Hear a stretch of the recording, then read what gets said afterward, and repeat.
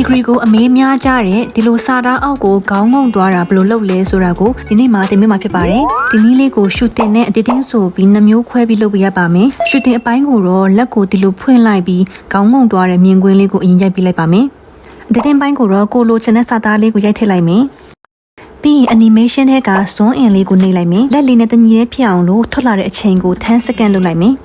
ခေါင်းငုံတဲ့အခါမှာစာသားလေးကိုကြော်သွားဖို့အတွက်စာသားကိုမကြော်ခင်နေရာလေးကိုထောက်ပြီးတော့ slip နှိပ်လိုက်မယ်။ပြီးရင်သူ့ကိုပဲ duplicate ထပ်နှိပ်ပြီးတော့ overlay ကိုနှိပ်လိုက်မယ်။ overlay နှိပ်လိုက်ရင်သူကအောက်ရောက်သွားတယ်။တညီရဲဖြစ်အောင်လို့ရွှေ့ပြလိုက်မယ်။ပြီးရင်ဒီဗီဒီယိုလေးကိုထောက်ပြီးတော့အောက်က remove background နှိပ်ပြီး custom remover နှိပ်လိုက်မယ်။ပြီးရင် auto remover ထဲက restore နှိပ်လိုက်ရင် background လေးတွေကပျောက်သွားပါတယ်။ဖြတ်လို့ကျန်နေတဲ့နေရာတွေကို custom remover ထဲဝင်ပြီးတော့ erase နှိပ်ပြီးကျန်နေတဲ့ဟာတွေကိုလက်လေးနဲ့ဖြတ်ပေးလိုက်မယ်။ဒါနဲ့ background လေးတွေအားလုံးပျက်သွားပါပြီ။သူ့ကိုပဲထောက်ပြီးတော့အောက်က layer ထဲဝင်လိုက်မယ်။ overlay video ကိုစာသားရဲ့အပေါ်ကိုရွှေ့လိုက်မယ်။ဒါနဲ့စာသားကိုခေါင်းငုံပြီးကြော်သွားတဲ့မြင်ကွင်းဖြစ်သွားပါတယ်။စာသားကိုတဖြည်းဖြည်းကြီးသွားတဲ့ပုံဖြစ်အောင်လုပ်ဖို့လူကစာသားကိုကြော်သွားတဲ့အချိန်ကိုထောက်ပြီးတော့ key frame နှိပ်လိုက်မယ်။ပြီးရင်အဆုံးထိရွှေ့ပြီးတော့လက်လေးနဲ့စာသားကိုပုံကြီးချဲ့ပေးလိုက်မယ်။ဒီမှာလဲ key frame တစ်ခု auto ပေါ်လာပါတယ်နော်။ဒါနဲ့လူလဲကြော်သွားရောစာသားလေးကြီးလာတဲ့ပုံလေးဖြစ်သွားပါတယ်။ဒါနဲ့ဗီဒီယိုလေးကဒီလိုလေးဖြစ်သွားပါတယ်